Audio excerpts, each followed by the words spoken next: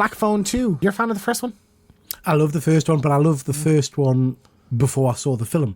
So I'm a big fan of Joe Hill, who's the writer of this, Stephen King's son, and he wrote the short story Black Phone in one of he's done a couple of anthology books, and I loved the story in that book. They've beefed it up a bit for the movie, and then to get a sequel, I was like, I didn't really expect to see a sequel to this, I have to be honest. Neither was I, but like as soon as the trailers came out, I was like, oh, this is, I'm loving the vibes of this. I'm loving the kind of Freddy Krueger-ness of it, and I think that's what stood out to me. It is very Nightmare on Elm Street. The ramifications of what happened in the first one, like, and how the trauma of that has stayed with the characters. I thought it was a really cool thing to explore. I was surprised how little Ethan Hawke was like in it until really close to the end of the movie. Like even the halfway point, he's you see him once and he has one line or something like that, and it's like it's not even a real, it's a dream sequence or a vision. But just like when he comes into it, it's great. I was surprised by some of the characterization of him in that, like the zombie kind of thing with it was really cool and interesting.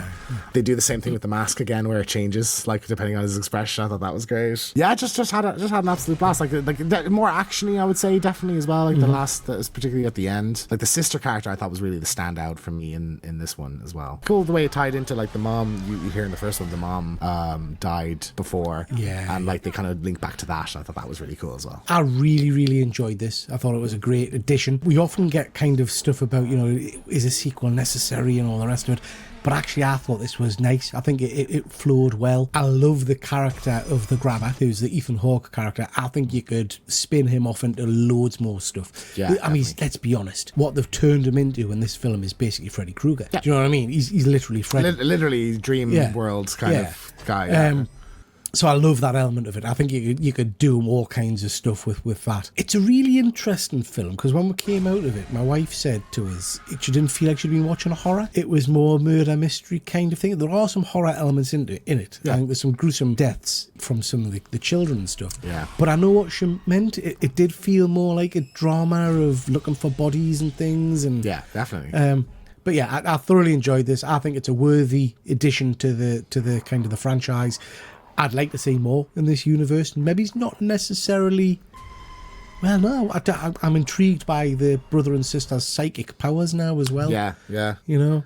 I just thought it was cool to see how they've evolved from like being young kids as well into like teenagers. The way he like kind of like gets into fights in school, I thought was kind of interesting as well. Do you know like the kid that kind of fancies the girl? Is he in the first one? Do you remember? I think he is in it, because it's his brother is one of the kids that comes to the main lad. They mention that, don't they? That the grabber got the brother or something. Yeah.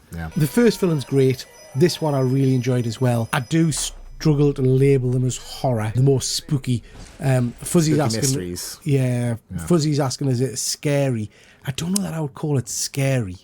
The first one either. No, like it's atmospheric, but I can't recall a jump scare, particularly any jump scares in it, really. There's some really cool, I really loved and again, this might be from the first one, but I can't remember, using kind of like 8mm film grain and stuff to depict dream sequences. I thought that was really cool. I really enjoyed that kind of element. So like, just as I was watching the movie, I was just like, that's so cool. This is so cool.